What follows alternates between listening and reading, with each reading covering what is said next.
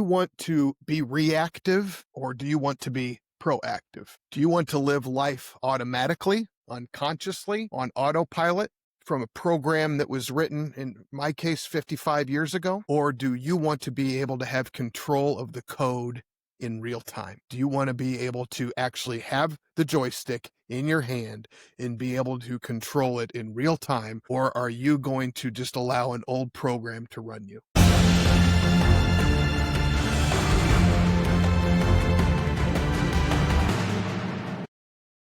All right. Welcome to Forged in Silence podcast, addressing issues men face but rarely talk about. We have a super special guest for everyone today that I'm absolutely excited for everyone to get to hear his thoughts and opinions and stories. And I'm super excited because I actually got to spend time with Sean. So yeah. Now, Sean, now you can see the excitement. There's the little bit of starstruckedness too, because Sean, Shit. yeah, Don't do fuck that. off. Get over it, man. Get Yeah, over well, it. You got to stand on stage and share a TED Talk. This is how Sean and I met. And yeah. I was literally sitting in the front row listening to Sean talk, like connecting with everything he had to say, and got teary, and just like I was sitting there nodding and going, man, this dude knows what's up. And so we had the pleasure of actually connecting outside of that, and we were doing a round table of how are you really? It's the first question we ask on this show. And before we ask that question, I'm going to shamelessly plug, if you like this show and you like this podcast, hit like, hit subscribe, hit follow, leave some comments. Those are always great. I would love to hear from you. What do you want to hear us talk about? What is an issue that you're facing that you would like a different perspective on? We're open to sharing our thoughts about whatever it is that you might want a different perspective on. So that's the shameless plug. 30 seconds. Let's go, Robbie. How are you really? Today I'm doing good. I'm good. I wouldn't say really good, but I'm good. I would like to think that, maybe I'll have a week of where shit doesn't happen, but I'm over that. I'm using my tools to get through each week now when stuff pops up. I had a little interesting message when I was on my way to Nebraska last week, and make the story short, my daughter's mom is now living back in Rapid City. So that is a huge, what the fuck? I guess that's the only way to put it. I was going to try to put it a little nicer, but no. I was like, how is he going to frame this? How is he going to phrase this? So my daughter and myself are still getting used to her being back. My daughter really is getting used to her being back. Her mom came back into her life after leaving. I don't think she is over that, and I don't expect her to be, and I don't really expect her to ever get over that. But now she's back, and not to go too deep into it, but my daughter's very smart, and we talk a lot. She's taking her time. I can be there for her. I can be present for her. Let her talk about her emotions, how she's feeling. Give her some little input. I'm not trying to tell her what to do, but, I can tell her, I hear you, and move from there. I know my feelings and my emotions are all over the place. One moment I feel like it's a breath of fresh air because now I have some help if I need it. But when I say that to myself, I go, well, what does that entail? It could be more negative than it could be positive. So right now I'm using my tools, being there for my daughter, and this week will bring something new, and I'll go from there. But so far I'm doing good. Awesome. Cool. And I'm going to throw Very this one cool. to Sean. Sean, how are you doing really? After this talk that I gave last week, I was like on cloud 9 for about 24 hours. And then my emotions took a major shit, and I hit a real deep depression for a little bit. And I don't really know where that came from. I know there's a phenomenon called performance depression, post-performance depression. So that might be it. I don't know. I fluctuate sometimes. But how am I really today? Overwhelmed. Today I'm overwhelmed just about, I'm a small business owner, and everything that's going on in the world, business is down. So there's a lot of financial overwhelm there. I've got 3 kids, and they're all in separate stages of life, and I'm always worried about them. My wife is having some health issues that we have to address this week. So, I love it when you say I'm using my tools because, like, if I don't have those, I'm screwed. Because my brain will just fucking attack me, and it will put me in a place where I used to use and drink over, but today I just will sit in the corner and rock back and forth and suck my thumb and be like, "Oh my god, what the hell am I doing?"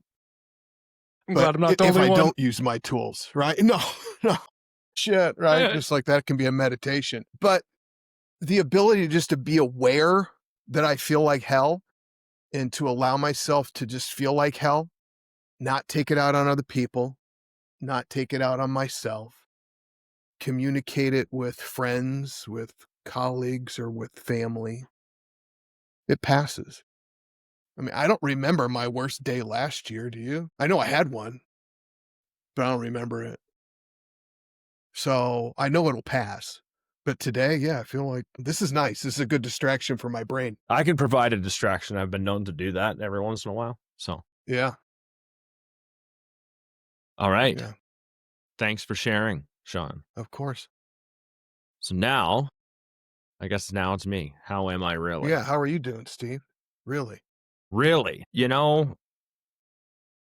Thursday was a day for me that was much like kind of what you were talking about. Not for any particular reason, but I think I was just going hard all week, and it's week 7 going into week 8 of school, and I'm taking on some more responsibilities there, and so that's taking up my time. And on Thursday, like, I got up and I went to work and I did the work things that I had to do, but man, was I ever in a shit fucking mood.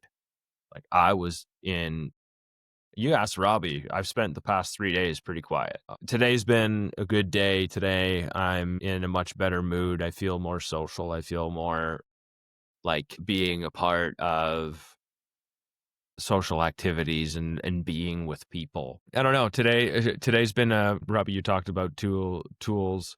Today's been a day where I've finished up the rest of my homework. Like, I took a bath this morning, and then I had time this afternoon and I took another fucking bath. Like, that's kind of my spot when I feel like I want comfort and some self-soothing, and I just to, like, separate from everything. Nobody comes and disturbs a man when he's naked in the tub, plain and simple, right? Like, that's just no one wants to see that shit, and so it works fantastic. Even though there's no one in this house right now, it's just that is the place where I find a lot of my own peace, and I can sit in my own discomfort and feel comfort there. And so when I have days or weeks like this, that's kind of one of my go-tos. And so I've gone to that go-to twice today. And you know what? Overall, though, today I feel like I'm doing pretty good, especially after a couple of those. I think those days happen when you talk about, like, the emotional high. Whenever I have emotional highs like that, like, and I would have been on cloud freaking 9 too, with all of the nerves beforehand, with just the pure excitement of the experience and everything else, like, yeah, and then, like, your body's got to come back from that somehow. And I know when I Yeah. have, like, really amazing experiences after, I crash, and then it's like a 2 or 3 day. One day's nasty, and then, like, it's a 3-day event for me almost by the time I start walking back out of it again. And I don't know if it's like that for you, Sean, but I know that's what big, cool, awesome moments have in store for me afterwards. It's just a thing. Yeah. Yeah. I can agree with that. I used to think it was this, something really cool would happen and then I'd feel really good for a while and then I'd, you know, take a dip and I'd always like get down on myself that, man, why can't you just enjoy this? Like, Mhm. why do you have to self sabotage everything good in your life? And I realized most of the time I probably wasn't self sabotaged. It was just my nervous system not being comfortable being happy. It's like, what's going on here? Right. Well, holy shit. This is a different emotion. Right. And so it's like, can be a little overwhelming to get to that place of really bliss or joy and then be like, man, I want to live here forever, which you obviously can't. Mhm. But yeah, I can totally relate to that, Steve. Yeah, I Totally. can I can feel that. So for our guests, and Sean, I'll let you tell them a little bit more about yourself, but you've been sober for a long time. you've struggled with some mental illness in your life, and you've found your way out of that. And I've been lucky enough to see a little snippets of the Mastering Emotional Intelligence program that you've developed for men. And this is one of the things that we talked about when we met in person. And it has me super excited because I feel like it's really needed. It's something that so many of us can use. And like I had said before, you did a TEDx talk in Grand Junction, and even your story about doing that TEDx talk, because I heard you in our conversation, we never touched on it, but we did when we talked on the phone. But you applied to 100 different TED Talks before. I lied to you. It was 99. I went Jesus back and Christ. looked. That's Okay, 100. correct me. Hey, 99. sobriety's about honesty, man. You're right. That's true. So 99. Yeah. And yeah, then it was 99. that was the one, TEDx Grand Junction. And I'm telling you, I absolutely loved it. And Thank you. I think when our audience gets to hear what you have to share, I think they're probably going to love what you're talking about and what you're about too. So Sean, I'm going to give you the floor. We're going to talk about emotional intelligence for men. And you can tell us a little bit about yourself, what you do first if you want. You don't have to do that. Just wherever your heart feels like you want to start, go start there. Okay. Thank you. I got sober a long time ago. It was in AA for a long time. And AA to me, I got sober there, so I'm grateful for AA. But in my opinion, it became kind of a you know what measuring contest on how many days you have, how many years you have. And I honestly don't remember my sobriety date. I told myself I'm not going to remember this, but it's been a couple decades. I know that, somewhere around there. And I don't care about that. I really don't. I'm sober today, and that's really all I care about. But I drank because I didn't know how to manage my emotions. And I didn't know how to manage my emotions because the people in my life didn't know how to teach me how to manage my emotions because they didn't know how. Excuse me. And it's not because they're terrible people. They're wonderful people. We are, as humans, aren't very emotionally intelligent species. We've just started looking at the importance of emotional intelligence about 40 years ago. When I was doing some research for my TED Talk, the first intellectual school was in Mesopotamia around 25,000 BC. So we started nurturing an intellectual intelligence over 5,000 years ago. We started looking at emotional intelligence 40 years ago. So none of us, even the people that study it, none of us have great emotional intelligence.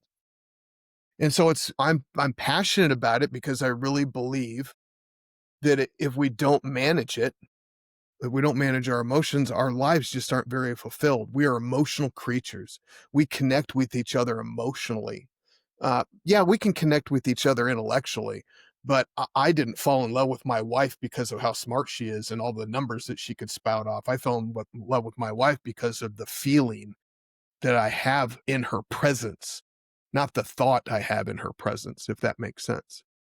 Steve, when you and I met, I didn't get attracted to you and want to talk to you because of how smart you are. I felt your energy, and your energy was authentic and real and genuine. And man, that shit, I just eat that up. I know, I could tell. Every day of the you lit week. up like a Christmas tree. Because not too many people speak that language, right? And I've only known Robbie for about 25 seconds, but I can just see in his eyes that he's that guy. That he's that guy that wants to just connect with people in a meaningful relationship. Even when you're talking about what's going on with your daughter and her mother, I could just see that you allow yourself to feel those emotions. And I know I'm all over the place. I am ADD, by the way, so I can get everywhere. All over the place is fine. Have at it. Yeah. Enjoy yourself. So when I realized when I was getting sober many years ago, when I realized that the reason I was drinking is because I was afraid of how I was feeling. And then I thought, well, it's just a feeling. It can't be any worse than what the alcohol was doing. So I decided to get rid of the alcohol and allow yourself to feel. And yeah, feeling like shit feels like shit. Okay. Yeah. There's no way, right? But like we said, if I don't feel like shit, I can't feel good. There would be no contrast. There's no light if there's no dark. Yeah, I mean, if you live your life numb, you're numb to it all. Yes. right? Yeah, that was what you just said is very interesting because I know in addicts where a lot of us are numbing the pain, running from something, then a lot of times they don't talk about once you get sober, that's when the hard stuff really happens. We have to sit in the shit and we have to feel those things that we were running from or numbing from. And it's very uncomfortable and it's very hard. That's why we did it for so many years or what it is. No one wants to talk about that. No one wants to talk about sitting in the shit. It's hard to No. sit in the shit when you feel alone. That's the first thing that comes to mind. Like, if I'm gonna sit in the shit, I'm gonna sit in this shit all by myself. And I've sat in my own puddle of shit before, and it isn't comfortable. And no one comes and sits in my shit with me and says, you know what? I care about you enough that I'll get a little bit dirty too. And then we can walk out. And if you need my help to clean you off, I'll help clean you off. And maybe when you have your turn to sit in your puddle and you pick up the phone and you call me, I'll come and sit in your puddle with you and give you a new clean shirt when it's your turn. None of us ever live completely happy, and none of us ever live completely sad. Like right now, we live more completely sad than we do on the other side of the coin, right? Everywhere you look, there's something wrong. Everywhere you look, now the news is clickbait fucking hell. So, like, everything is a disaster. Even if, the neighbor left 10 cents on the ground, we can create a giant story out of a dime being found on the ground and how it destroyed someone's life. Like, we're that creative nowadays. And all we do is it seems anyways, that now we're just trying to make people afraid to go outside. I believe the problem is, I want to go back to what Robbie said real quickly. Yeah. One of the best things I ever heard was the acronym for sober. Son of a bitch, everything is real. SOBER, right? And so I know a lot of people that don't drink that aren't sober. If you want to be sober, you have to be able to accept reality the way it is. Mm-hmm. And I mentioned this in my TEDx talk when you were talking just a minute, Steve, when we start talking about sitting in our own puddle. The last drink I had, I was sitting on a public bus and I was sitting in a puddle of piss and it wasn't mine. And I actually just sat there in it. And I told myself, my God, this is really it. This is where you've ended up. You were alone. You pushed everybody away. And now you're literally sitting in someone else's piss. That for me was a reality that I accepted. Like, this is where it's gotten to me too. And I think I'd like to hear your guys' thoughts about this, but I'm a big believer that if I'm going to be a victim of my life circumstances, and we all have life circumstances, we all have stuff that's happened to us by other people that we're not responsible for. So I'm not blaming a victim here, but I'm saying we're either going to be a victim of our life circumstance or we're going to be a student of our life circumstance. And when I mean student, I mean learn what this moment, what this pain, what this fear is trying to teach me, and then grow from it, as opposed to blaming you and you and you for how I feel. And that, I believe, is the crux of emotional intelligence. And I'd like to kind of understand or hear what you two think about that. You're going down Steve and I talk about this a lot, actually. You've probably seen when you're, getting sober in the groups you attended, the meetings you attended to, the victimhood mentality. This made me do this, right? And we see it a lot. And I know for me, I can do the same thing many different ways. Sometimes I do it, why me type of thing, stuff that's going on in my life. Then one of my tools is when I say why me is, what does this mean?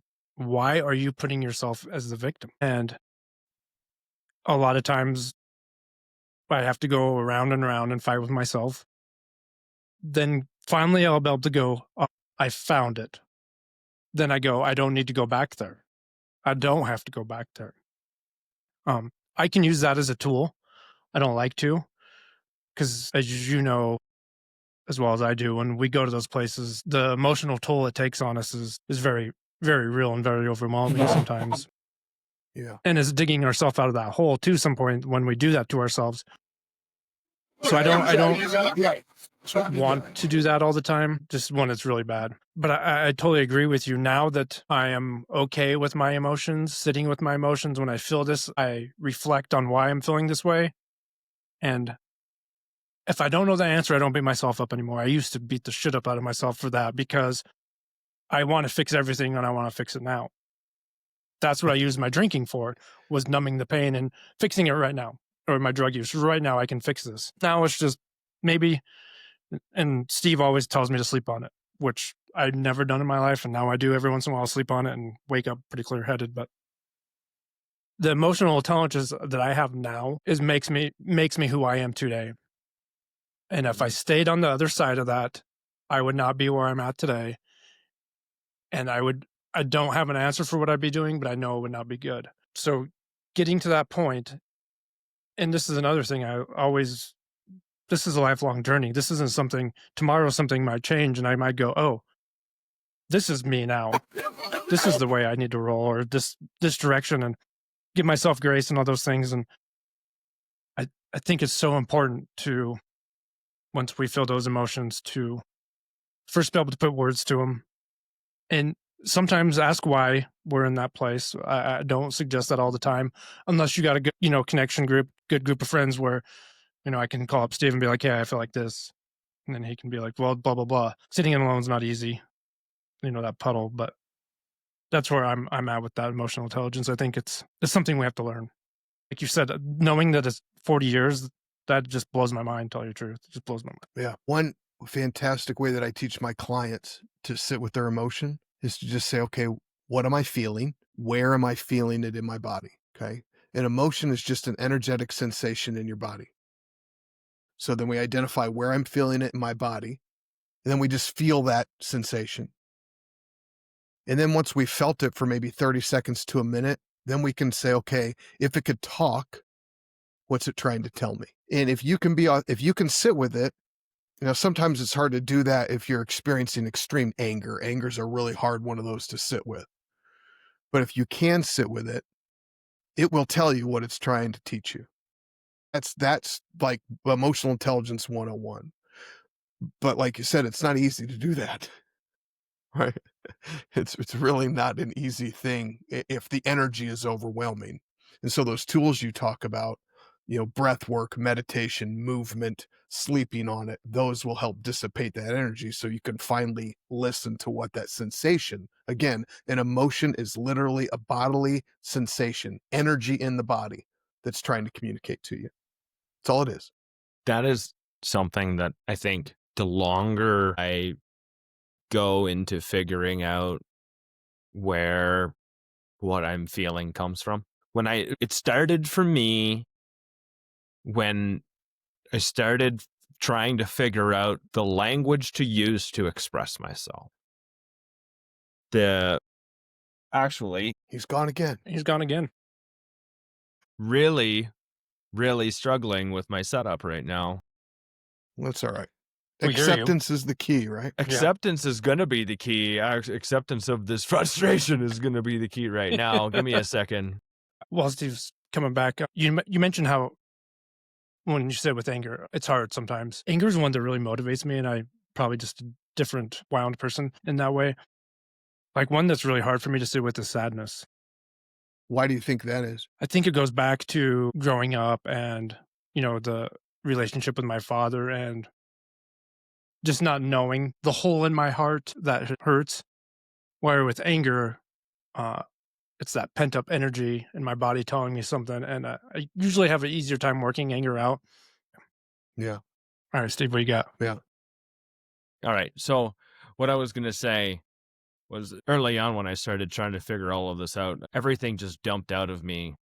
Like finally the pressure was starting to relieve, but I didn't really have the proper language to express how I was feeling. So it was really messy. And it wasn't until I read this book, which is Atlas of the Heart. Brene Brown. I'm a fanboy of hers. I'm too. I read this book and it gave me like it changed how I connected with people on an emotional level that made all of my relationships either better or worse, right? It made them better. The people that cared, the ones that wanted to show up, that wanted to listen, that wanted to. I was able to much more communicate how I was feeling.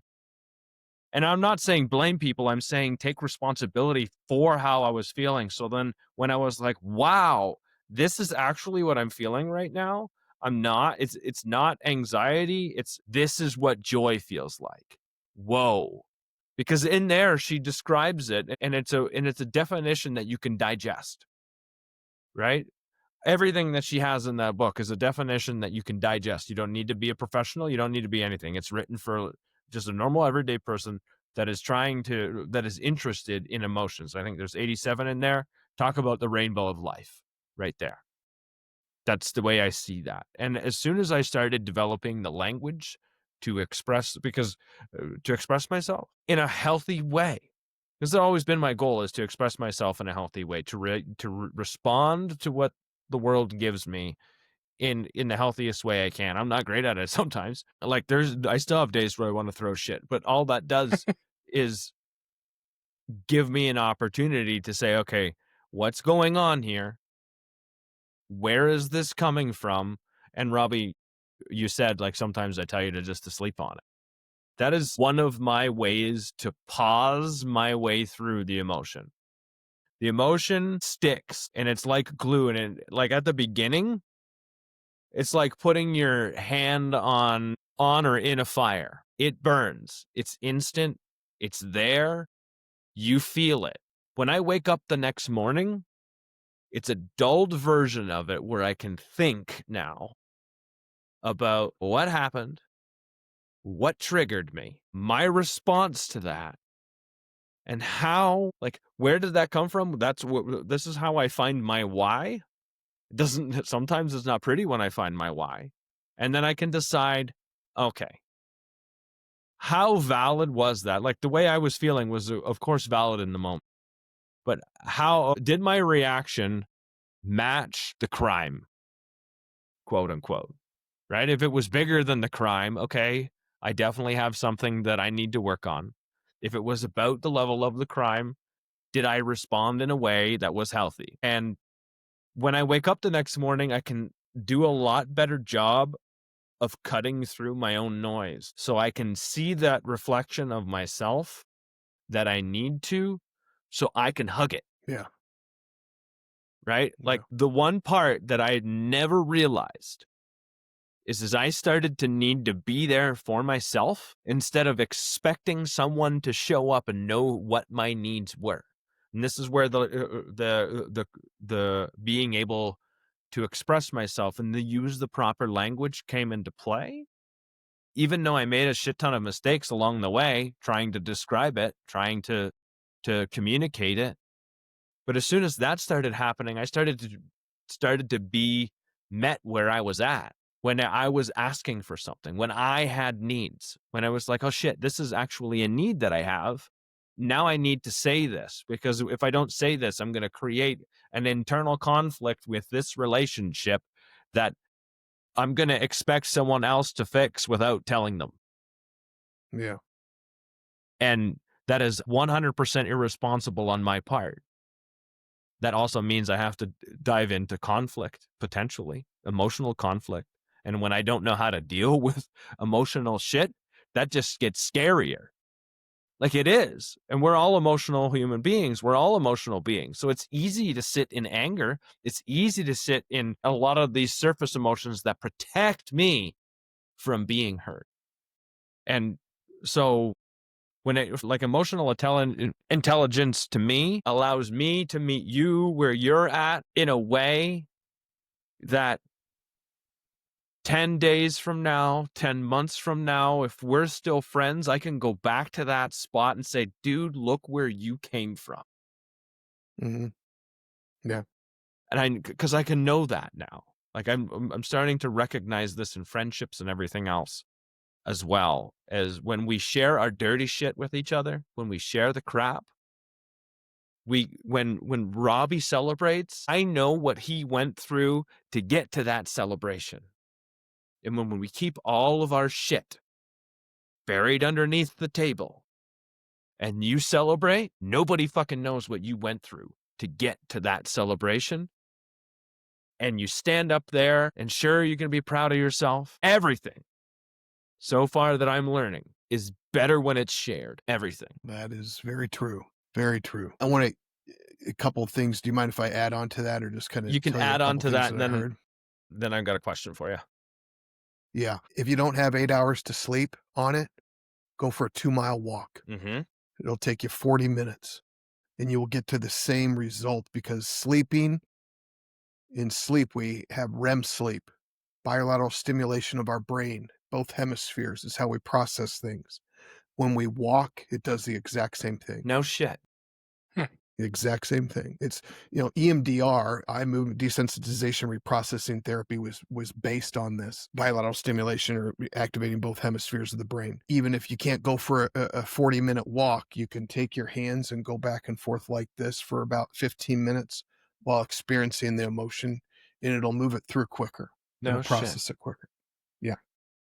I love this stuff. If you notice that the reaction is bigger than the crime, the reaction is based in historical trauma most of the time. Comes from somewhere. That's why I'm like, what? Comes from somewhere. That's why I get curious about my why. Yeah. So it's like, if you look at this cup, right, and this cup has this much stuff in there, and if I pour a bunch more in there, it overflows. Well, it overflowed because I already had a bunch of crap in there, Right. right? Historical trauma. That's one way we can know if my reaction outweighs the event. Then I've got some trauma around that. And the last thing is, Robbie, you had talked about sadness. There's a gentleman on YouTube. His name is Aaron Abke, I believe. He's a spiritual guru, and I'm not endorsing everything he says, but he talks about sadness comes from this belief in lack, this belief that I am not whole just the way I am. And so when I lose somebody, or when I lose something, I feel I'm lacking because of that loss. Sadness is different than grief, right? Grief is a loss of somebody, a loss of something that we care about. But sadness can be like, I'm not complete, or I'm not good enough because I don't have this thing. Yep. That makes sense. Yep. Anyway, you were going to ask a question, Steve. Yeah.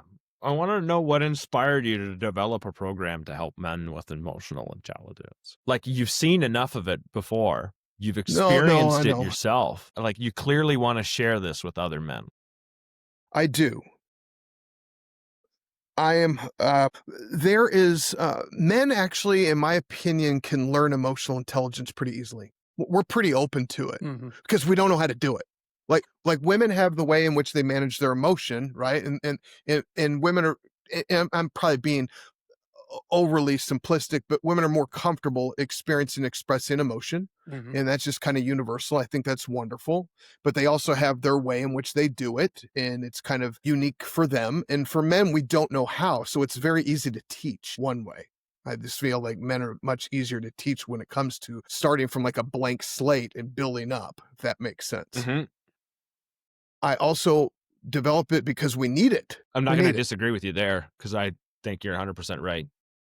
I believe that I need to be able to be an emotional example for my children. My wife needs to be able to be an emotional example for her children, but she does pretty well with that, right? And I'm kind of a Neanderthal, so I need to learn how to do that quickly. And this course can help you learn it fairly quickly. Now, it's not something that happens overnight. It's lifelong. Like today, I had a pretty bad day, and I was angry for a while. I think it's very appropriate to throw things, but not in the house, not at somebody. Yeah. Go in the backyard and throw a ball against a wall. Throw a pillow on a bed. It's punch a punching bag. Those are healthy, very healthy ways to get through anger.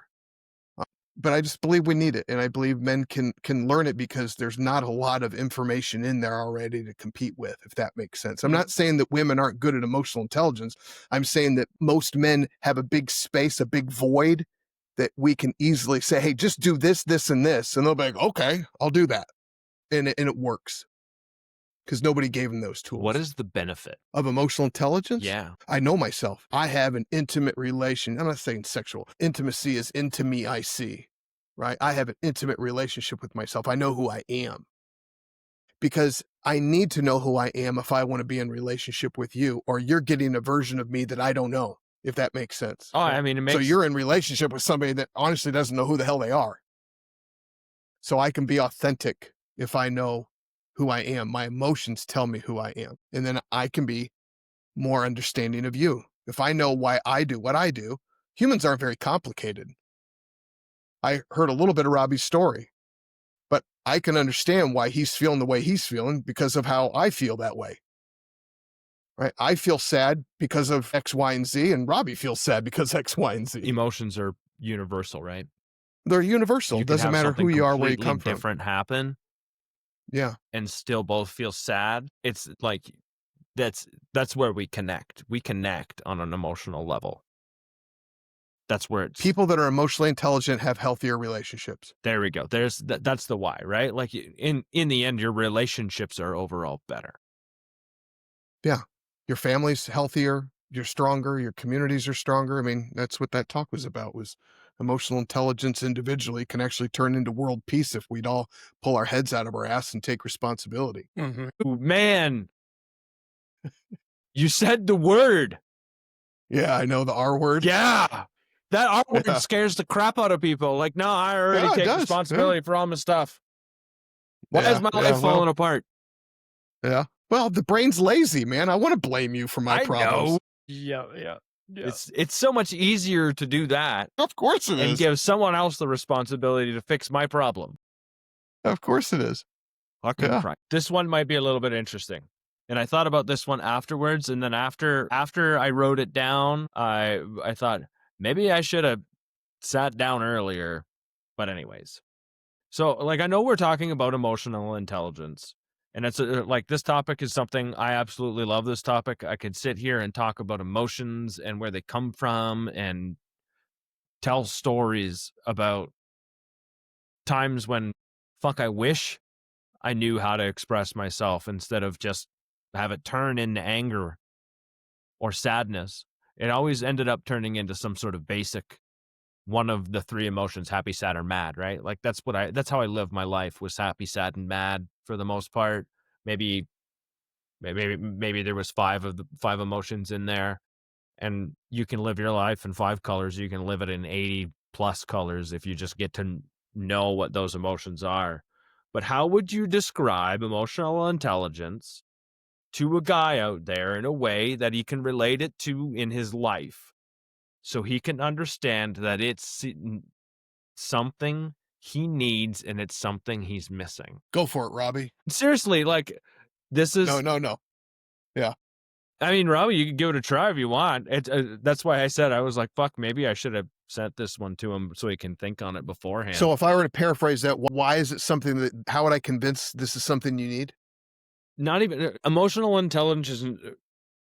Emotional intelligence is just this buzzword, and I can see it, that it would fly over someone's head, fly over a guy's head. It would have flown over my head when I was 35, and it was absolutely something I needed.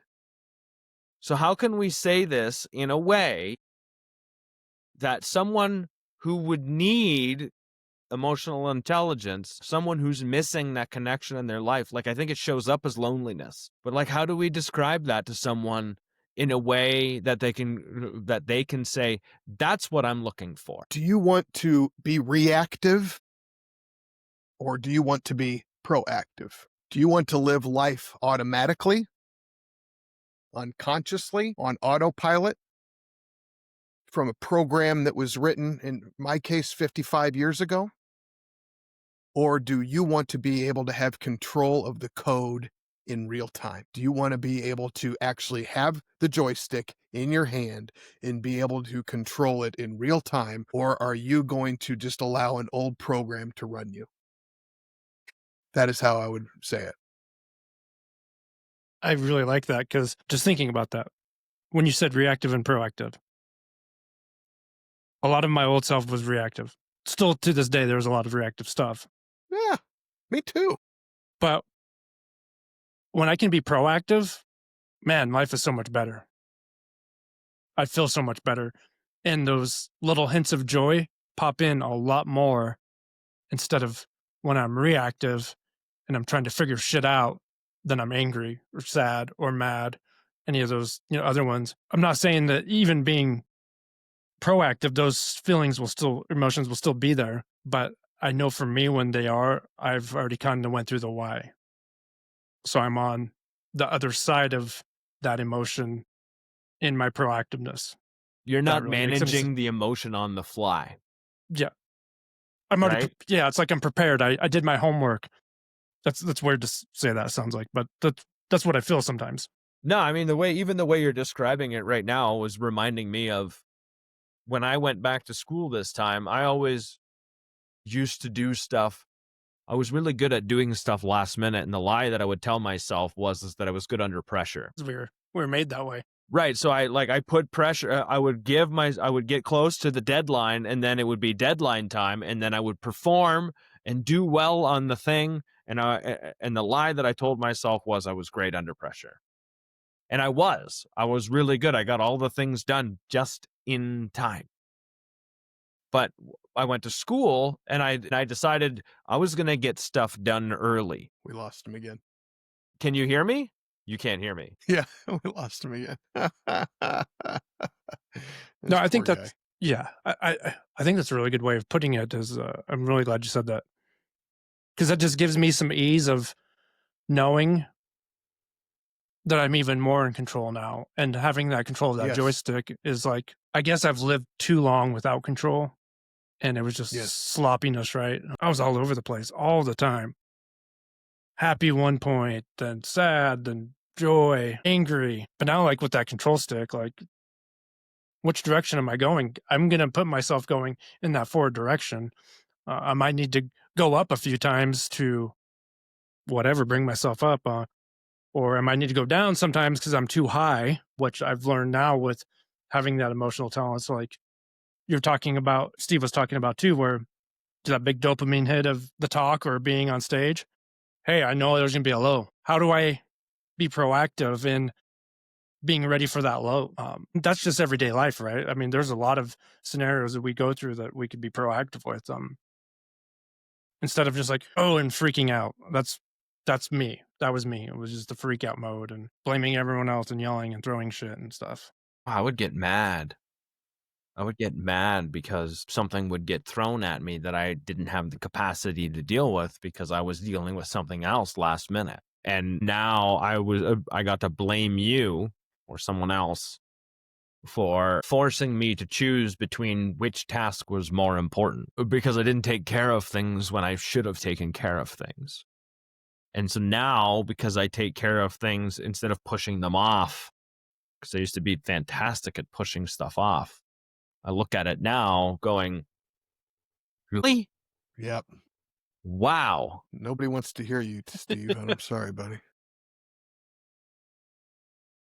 He's getting mad. When you talk about this being proactive, Robbie, we can even just use this in this simple case, and I hear this a lot from clients, right? Like, okay, I've got to go spend the holidays with family, and I know they're going to irritate me, right? Because most families right now are divided with whatever politics they choose to have. Well, if I'm going to be proactive with that, I can tell myself, okay, I know that I can spend 2 hours with them, but 2.5 is going to be too much for me.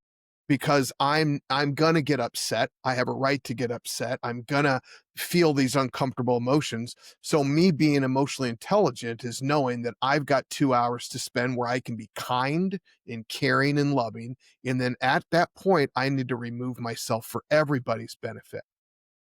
And that way I'm not trying to change you, and I'm honoring myself. Right. So we talk about emotional intelligence. There's a lot of boundary work in emotional intelligence, meaning my boundary protects me from you, and my boundary also protects you from me. And knowing that, hey, just like you said, knowing that I'm going to have this reaction, we can be proactive in that and set healthier boundaries so we don't have to be offensive to other people. You mentioned another key point too, and I think that men and people just need to hear this. That's okay. That's absolutely okay. It is so much better. Yes, go ahead. No. Because we're so divided right now, and people believe that is not okay when you get upset or angry with something you don't believe in, or you disagree with someone, that you need to go put yourself in timeout. That is okay. Your whole thing is if world peace, if we could just sit down and have emotional intelligence, that's key right there, right? Taking ourselves out, and I like to say timeout, but it's not really. It's just pulling yourself away from whatever's going on. That is a huge thing in emotional intelligence, right? Because we see now Thanksgiving dinner, people are talking about whatever and they're getting all pissed off. You start butting heads even harder. They're getting more angry, more mad, whatever. Then you have to drag them away, right? Because Yes. they don't know when to stop. And it doesn't even have to get that far. Like you just said, you plan for it. You're proactive. Like, hey, I know this is going to make me upset. I'm just going to 2 hours and that's it. That's my boundary. That's right. Emotional intelligence is not about not ever feeling negative emotions. It's about knowing that I'm going to feel a negative emotion and being proactive to mitigate that so I don't take it out on you. That's well said.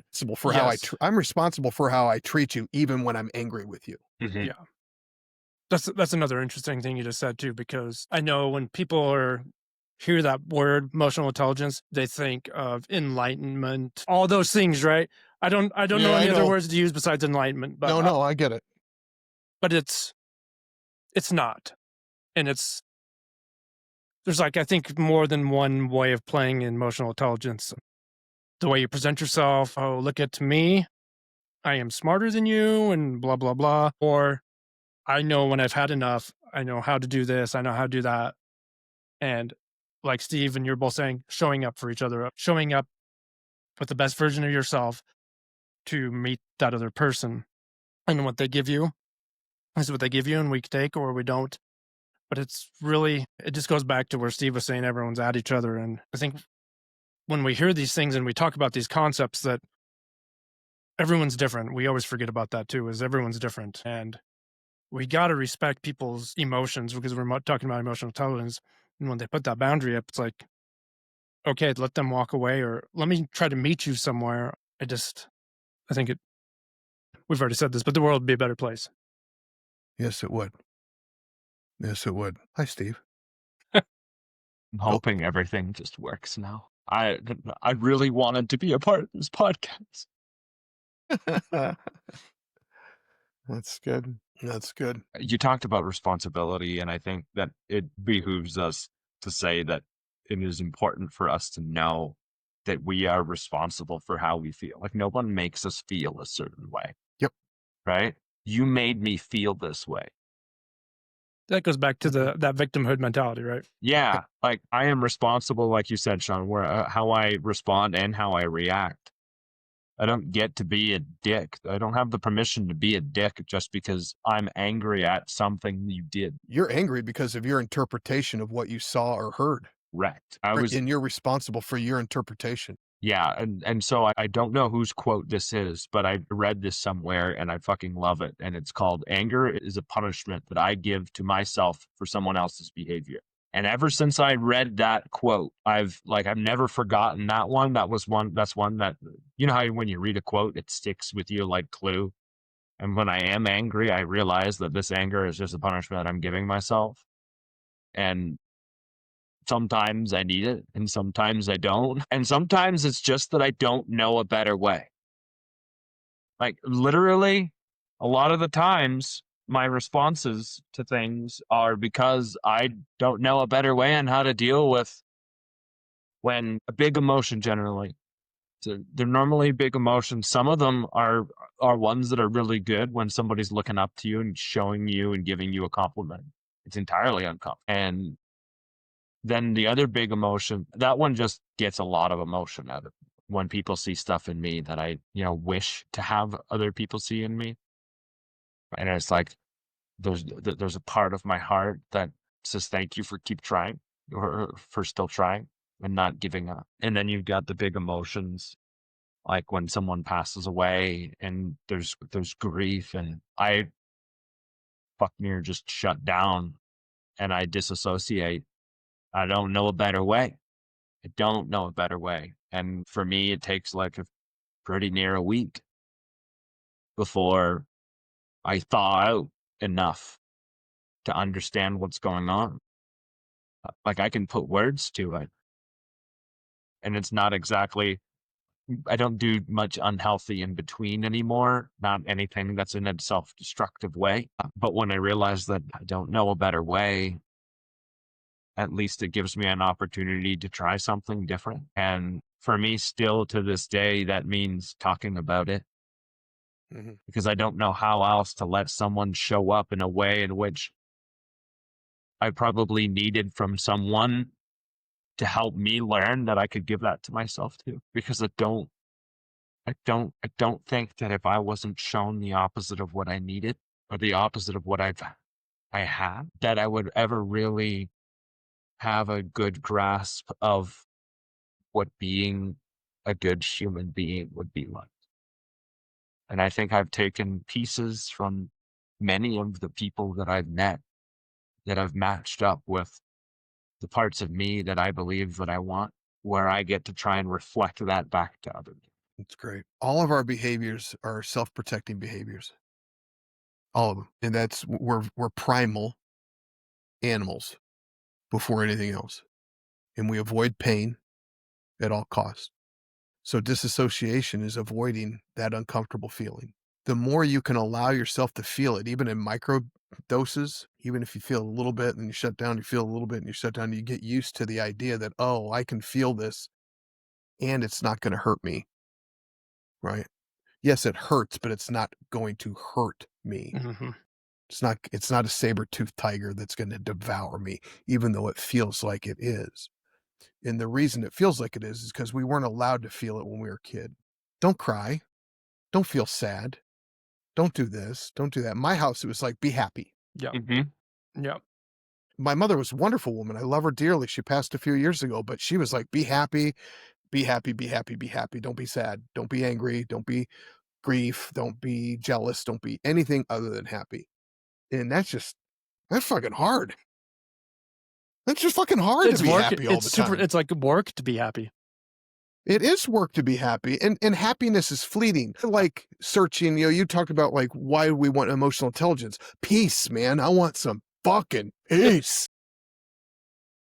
And with understanding comes peace in everything. And emotional intelligence is the path to understanding, i.e., the path to peace internally. Not even like you couldn't. We're at the hour mark. Like you couldn't finish off a podcast Yeah, with that was about perfect. emotional intelligence any better than that. No, And like a trained monkey. if like that's the answer to the why, right? Yeah, it is. Like without the emotional intelligence, you live in a lot more chaos and you live in a And lot you more let discontent. and sorry, I didn't mean to cut you up, but I was thinking when you said that, and you allow that chaos to wreak more chaos. Yeah. You project it onto people. Yeah, because then when we have this intelligence, the proactive and reactive part we were talking about earlier, but I know when I didn't have this, my chaos became other people's chaos, then I fed off their chaos, and then it came so big that it was uncontrollable, and that's where I lived all the time, 24/7. And then the resentment of relationships started building, everything else that came with it. I have made tens of thousands of dollars over the years working with couples that fight over shit that has no meaning. Zero. The cabinets in the kitchen, the loud noises in the bathroom. And it's these things that I look at that I think this is irritating me. This is the reason I'm pissed off. And it's not. Never The is. reason I'm pissed off is because of something else inside of me, and I'm trying to find a reason why I feel this way. So the way you're looking at me is why I feel this way. The hat that you're wearing is why I feel this way. And, ratting on myself here, but if people could learn to manage that internally, they would have a lot less chaos at home. Because we just project that, like you said, Robbie, onto other people because we don't know how to deal with it. So it's like you deal with it. We all get into a relationship. We all have our own bag of shit that we carry. And then we get into a relationship and we say, here, it's your turn to carry this now. Let me spread it on the table for you. Yeah. You pick up, sort that out for me. yeah, I'm going to give you my shit that I don't want anymore. You can give me a little bit of yours. Yeah. pretty much. Maybe we can meet in the middle, but it never does. So what you're saying is let me deal with a little bit of your shit, and I'll deal with a little, and you can deal with a little bit of mine, and then because it's each other's shit, it never gets resolved. So we're constantly just throwing at it at Yeah, and it's not dealing with a little bit of my shit, it's deal with all of it. Right? Fix the problems that my parents caused. Oh, yeah. And I'm not going to tell you what those problems are, but you should know. Yeah, you should And know. if you don't, you're an asshole. That. I love that. You should know. It's our responsibility to deal with that piece of shit, or that pile of shit. But before we end this, this is something I want to talk about too, is Steve, you've hit up this and you just hit on it too. When we have that emotional talents and we're able to, talk to that other person that we need to talk to and convey that to them, it's more of a question too. Like, how many times when you have done that, has it made that other person so uncomfortable that they can't deal with their own shit? Could you say that again? So now that we're having some issues and I'm telling you why I feel this way and my resentment or whatever the problem is, some of the shit in the bag is like, hey, this is why I feel this way. And this is who I am and all these other things. This is my emotion right now. Maybe some of the why, but you tell that person and they don't know how to deal with that. I see that happening a lot. I just know that now we'll be able to tell people those things. And this is just my opinion. When I see that, sometimes I'm like, ooh, step back, because they don't know how to answer this. And I'm not asking for an answer. I'm just telling them what I feel. And this is where I'm at, how I feel this way. But then sometimes it causes a problem too, because I'm like, ooh, maybe they don't know how to take that from me. And maybe they don't know how to talk about their emotions in a good way. I've just had a few conversations like that lately, and it's very eye-opening, and sometimes it hurts. Yeah, absolutely. And I think it can be depending on the context of what the conversation is about. If we're talking to one another, if I'm communicating to Robbie about something that happened with him and I say, Robbie, when I saw you, roll your eyes the other day, what I made up about that is that you don't respect me. And about that, I feel a lot of pain. Now, Robbie could be very offended that I'm saying that, because he could take it as an attack and then he could become very defensive. Mm-hmm. But you'll notice in the way that I actually just communicated was taught to me by a woman by the name of Pia Melody. She passed away this past year. She wrote a book called Facing Codependency. She was a fellow at the Meadows in Wickenburg, but she taught this thing called a talking boundary. And the talking boundary is basically, this is what I saw, this is what I heard, this is my interpretation of what I saw and heard, and this is the emotion that follows that interpretation. Does that make sense? Mm-hmm. So when we say it that way, I'm I statements. I'm not saying you. Mm-hmm. I'm saying this is how. But I teach this to people all the time, and he's attacking me. No, he's telling you, or she's telling you how they're feeling based on their interpretation of this moment, this reality. So we're just not wired, because our society has taught us to blame, to be defensive, and to attack. So we actually have to be in a relationship with somebody that's willing to do that, that's willing to actually sit there and hold that space. So that could be one reason, is the person's feeling attacked. On the other hand, if you're just telling a buddy, hey, I've had a really crummy day and I'm feeling really sad, they don't like to feel the way they feel because you feel that way. Yeah. Right? They don't want to feel sad because you're sad. So they want you to tamp it down real quickly, because they don't have the ability to allow you to feel a certain way without taking on that energy. Humans are pretty codependent creatures. We take on each other's energy pretty quickly. And so if Steve is angry, I don't really want to feel that. So just stop being angry, Steve, so I don't have to feel that way. Right? So it usually is one of those two ways. However, emotional intelligence allows that to happen when three men can get together and talk about what they're feeling and be like, man, yeah, Robbie's having a terrible day. And that's okay, because it's not about me. And I don't need to make it about me, because if I make it about me, I am not there for Robbie. If I make it about me, I am not there for Steve. I'm here for me. And then you feel that real quickly. You're like, fuck this guy. He's not safe. Yeah. Yeah. And again, none of us do this well. And I think that the more we teach it, the more we allow it to be okay, the more we allow each other to fall and fail and get back up and say, man, I really shit the bed on that one, but I'm going to do better next time. Eventually, over time, we'll get better. Have you ever tried to say it out loud? I've done this before a couple of times. Of course, with a person that I know I'm safe with. But I've said out loud, that offended me. Like, that one stung. Whoa, wait a minute.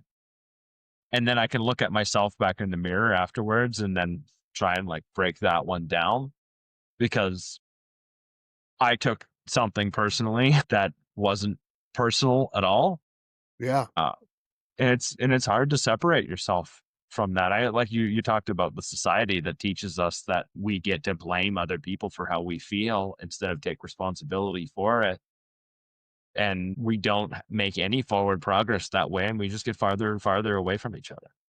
I'll say this And we over and become more over. isolated. Yeah, I think we're super isolated right now, to the point Mhm. where we're just screaming to see each other eye to eye and share a damn hug and share little bits of life with each other that requires us to be in person, that requires us to actually get outside and get off the damn couch.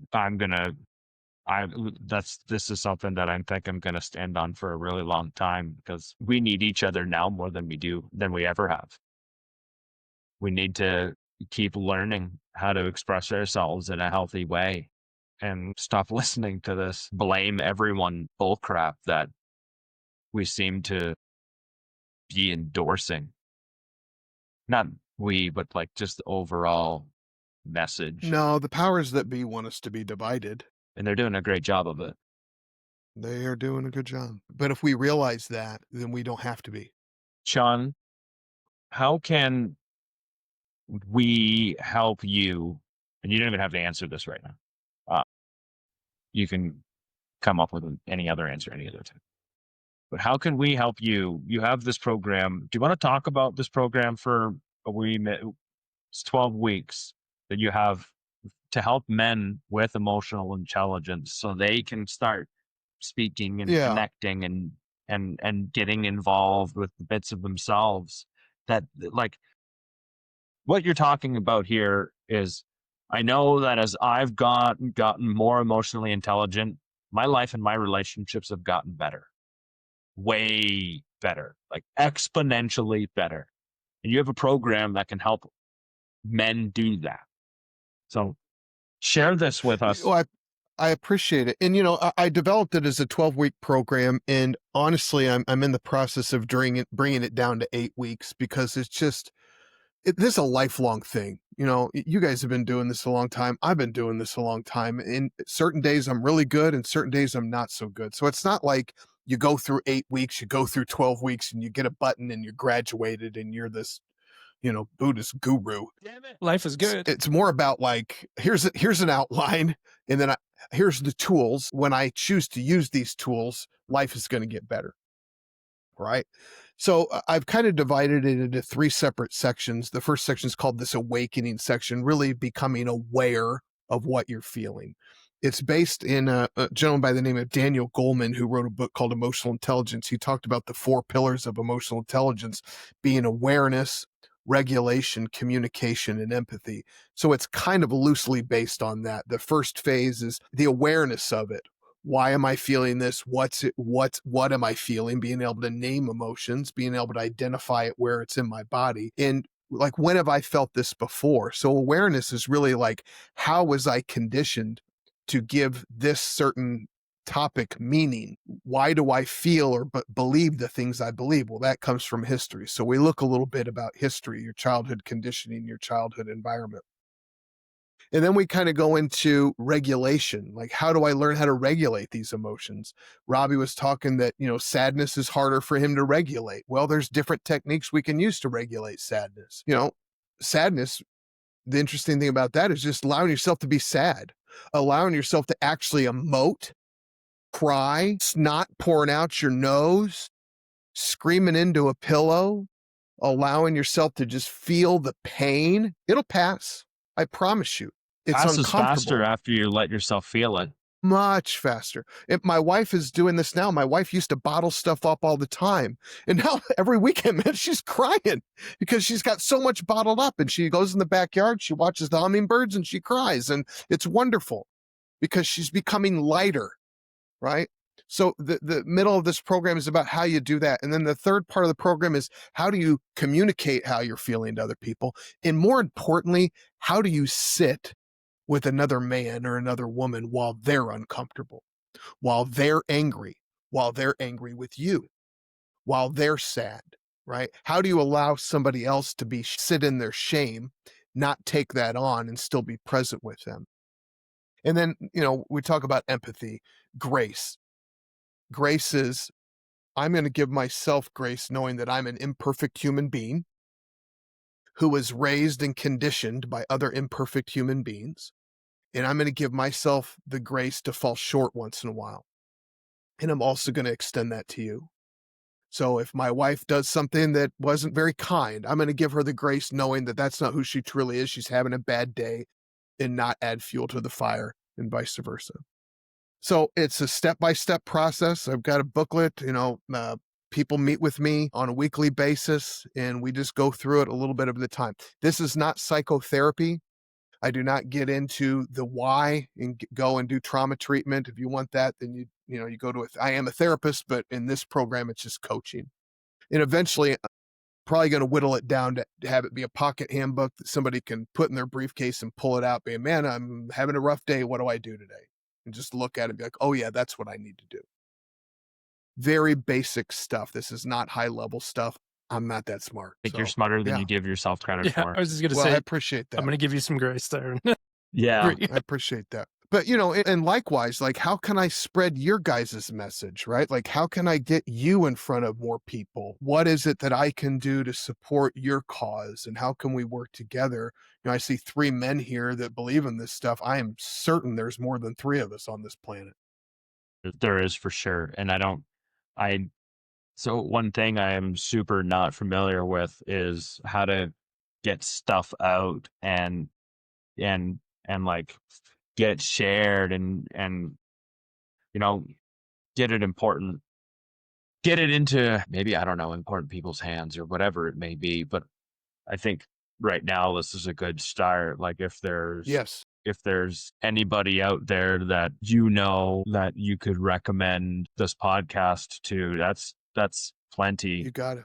And any listener out there who is looking to try and improve their relationship with themselves, which I know is a lot harder to identify than looking to improve your relationship with your wife or with your kids or with your girlfriend, spouse.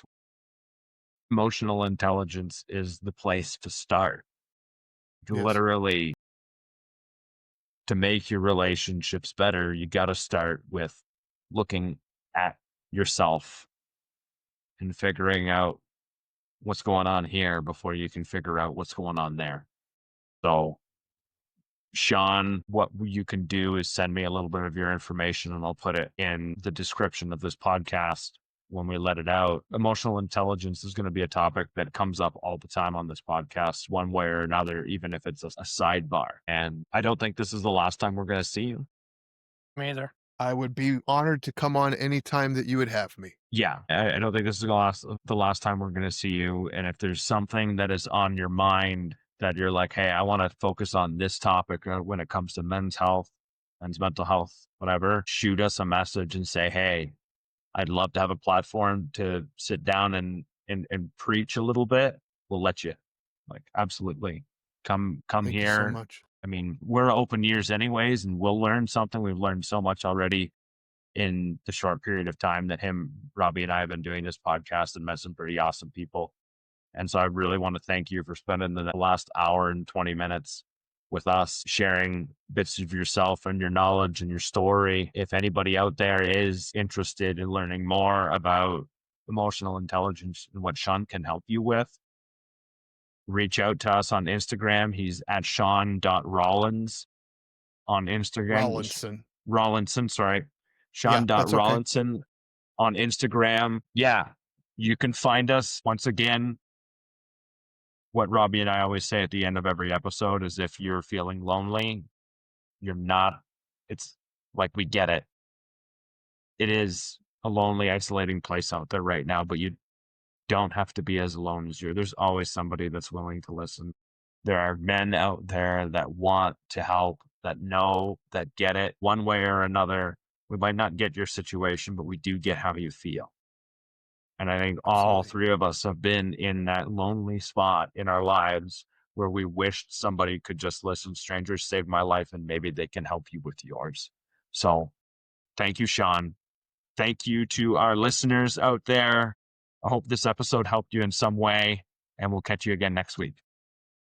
Thanks, gentlemen. Peace. Love you guys.